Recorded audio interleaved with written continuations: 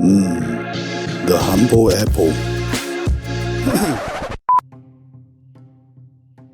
The humble apple. Now, of all the fruits in the world, the apple is arguably the most iconic. Like celebrities known by a single name, Banksy, Zendaya, Shaq. The apple needs no introduction. No other fruit shows up so consistently across religion, myth, science, folklore, pop culture, and just culture in general. And One Piece is basically a love letter to all of that.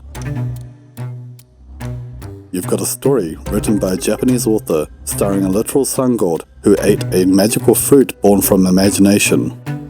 So, it wouldn't exactly be shocking if the most symbolically overloaded fruit in human history ended up being a key device in the story. Today, I want to talk about how the apple might explain one of the oldest mysteries in One Piece.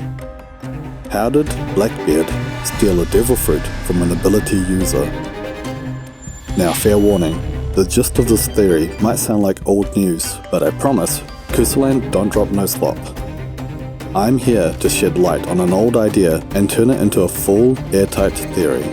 And I genuinely think this might be almost open and shut. As a side quest, we'll also talk about what was stolen was an apple, not a melon, means in Oda's old sketch. Why Jesus Burgess wore a shopping bag over his face. Why he was carrying another bag later, and what apples actually represent in Oda's symbolic language. Now, a while ago, Will of Dreams floated an idea to me that devil fruits resemble brains. Think about it. Fruits born from imagination. Spiral patterns that look suspiciously like cortical folds. Even the cross-section of an apple kind of resemble neural symmetry. There's even more proof in Vegapunk and Miss Golden Week, who both have apples on their heads. Another link connecting apples to brains, or more broadly, to knowledge and creativity. Apples have symbolized knowledge for centuries. Eat the fruit, gain awareness. In One Piece, eat the fruit, gain abilities. And it's called a devil fruit, which is fitting because the serpent that tempts Eve, basically the original sneaky snake oil salesman. Serpent equals temptation. So now ask yourself, who are the serial apple munchers in One Piece? Enel, a false god. Tama, tied to the Kurozumi. And Nola, a giant snake. Gods, serpents, and yes, apples, even in One Piece. In the story, apples show up around Smile Fruits, Smiley's axolotl fruit, and Mr. Five's explosive snot fruit. Smile Fruits are man-made, science, and apples are the fruit most people associate with scientific discovery. Newton, gravity, you get the idea. Smiley's axolotl fruit. Axolotls are linked to regeneration and eternal youth. And apples have long been tied to longevity myth too. And then there's Mr. 5, the number 5 tied to Gear 5, Nika. Even the kanji for 5 can be read visually as Ni and Ka. That's not accidental. Or maybe it is. Now, let's get to the real meat. Or the fruit, I suppose.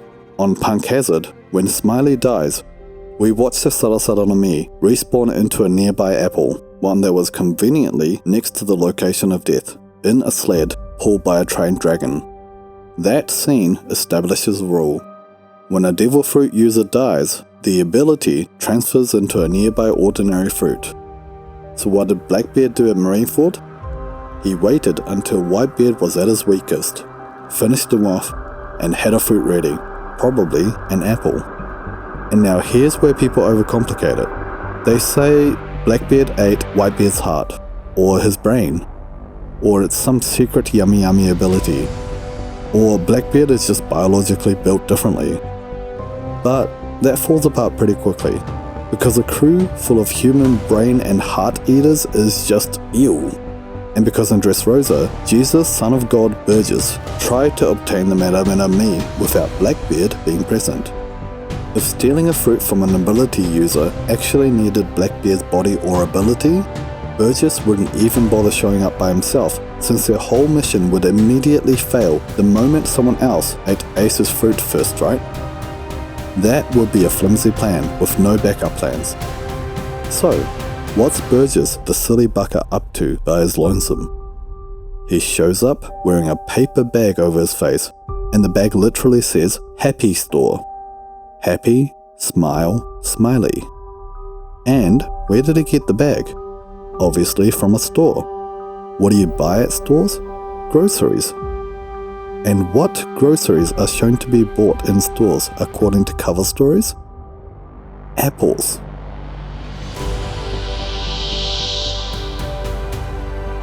Later, Burgess carries a cloth bag, a furoshiki, with an arabesque pattern.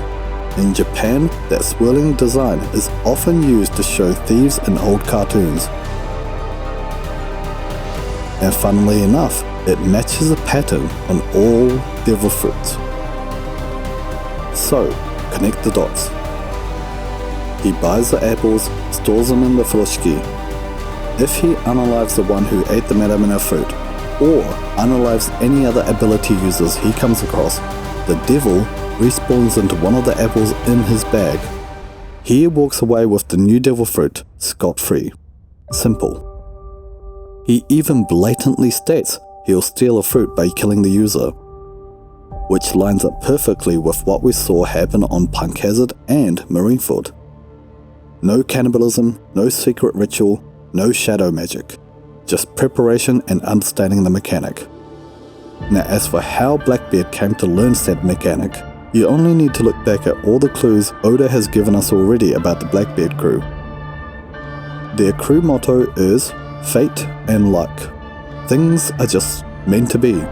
So Blackbeard found out by dumb luck.